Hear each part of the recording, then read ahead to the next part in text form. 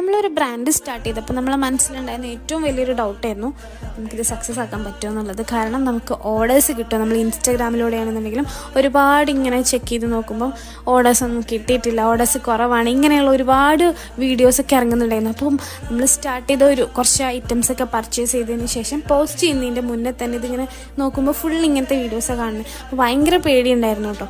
നമ്മൾ പോസ്റ്റ് ഇട്ട് വളരെ കുറച്ച് സമയത്തിനുള്ളിൽ, അതായത് എത്രയോ മിനിറ്റുകൾക്കുള്ളിലാണ് നമുക്ക് ഫസ്റ്റ് ഓർഡർ കിട്ടി.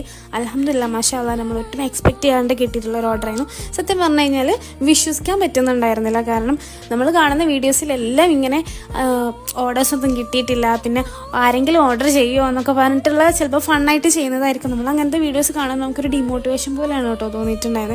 കാരണം നമ്മളടുത്ത് നിന്ന് ആരെങ്കിലും മേടിക്കോ, പിന്നെ വ്യൂസ് കിട്ടുമോ, ഇങ്ങനെയുള്ള ഒരുപാട് കാര്യങ്ങൾ. കാരണം നമുക്ക് ഫോളോവേഴ്സൊക്കെ സ്റ്റാർട്ട് ചെയ്യുമ്പോൾ എല്ലാവർക്കും കുറവായിരിക്കും. അപ്പോൾ അതുകൊണ്ട് തന്നെ നമുക്ക് അങ്ങനെയുള്ള ഡൗട്ട് നല്ലോണം ഉണ്ടായിരുന്നു.